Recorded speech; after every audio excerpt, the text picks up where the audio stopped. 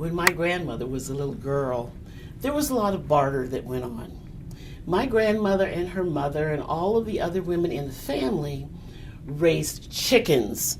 You got it, those funny looking feathery things that made a lot of noise and a lot of smell. And she would trade her eggs and the downy part of the chickens to her neighbors. And her neighbors, of course, raised vegetables, and they had all kinds of animals. And on this particular day in this story, my grandmother was charged to go to a neighbor about 3 or 4 miles down the road to barter eggs for vegetables. But in the meantime, she had to take her 4-year-old sister. For those of you listening to this story, you know about 4-year-old sisters. Those are the ones, of course, that always whine, and they have nasty noses. They have to go to the bathroom and they whine. And so it was this day.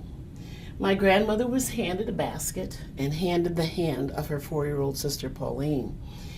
Sure enough, half a mile down the road, Gussie, I got to go to the bathroom right now. Well, Pauline, just go over to the road and go behind the bush. No, there's snakes and there's bugs. I'm not going there. Well, come on, we're almost home. And about that time, she noticed that the sky had changed. Now, my grandmother had done what every other youngster does throughout history. If she didn't have to do that chore right that minute, she waited until she was good and ready. And so she waited all day long. And the whole day had advanced from being a beautiful blue day with lots and lots of clouds, a day that made you glad, happy just to be alive.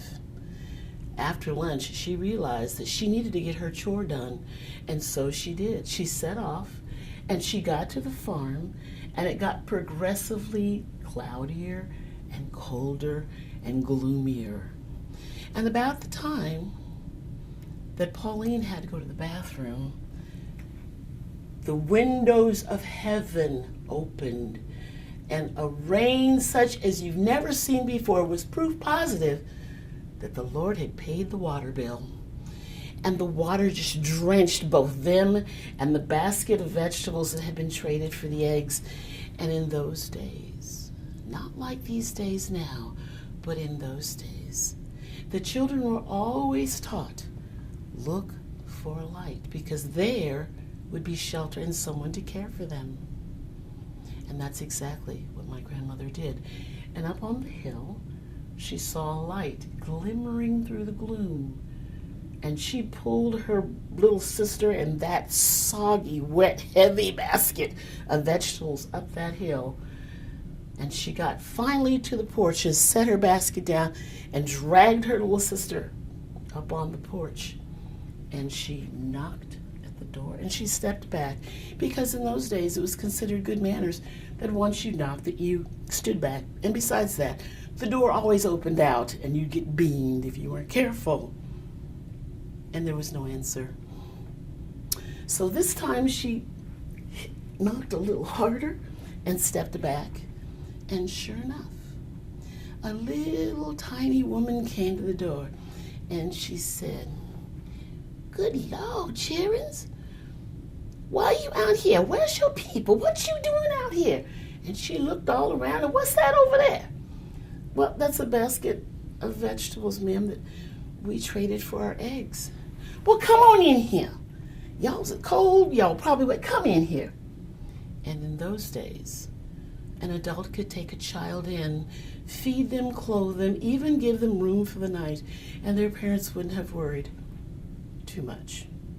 But then again, so they went in, and sure enough, the lady rummaged around in a big chest and handed them dresses that they were actually shirts, but they looked like dresses, and got them out of their wet clothes. She wrung them out and she hung them by the chimney flue in the kitchen. She said, "Come on, y'all have some soup, y'all have some bread." And of course, like all children, once they were dry and they were warm and they were fed, they were sleepy. The little old lady had made a pallet of quilts on the floor, and they lay down And before you know it, they were sound asleep. And the next thing my grandmother said that she remembers is morning. A soft, dewy morning. And in those days, when someone did something nice for you, you did something nice for them. Now, she'd noticed the night before that the little old lady and her little husband were kind of old, and it was always hard to pick up things. And she thought, well, I can pick up some first kindling and some kindling and make a pile of it so that she won't have to go out and do it herself when she starts the fire this morning. And sure enough, she found a really nice dry patch of first kindling and second kindling, and she made 2 piles, one of first and one of second kindling, on the porch beside her basket. And as she was finished, she looked down at the road, and there were her parents, and drawing the horse and the wagon, and they were, Mama, Mama, Mama, look, Mama, look. Mama didn't look, but she ran down the hill, she ran down the road, and she finally caught her parents. And her mother said, girl, where have you been? And where's Pauline? Well, there she comes. There come Pauline now. And so they waited until Pauline got there. She said, all right, now where you been? Up the house on the hill.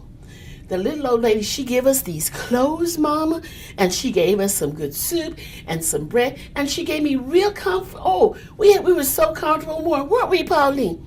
Yeah, we were.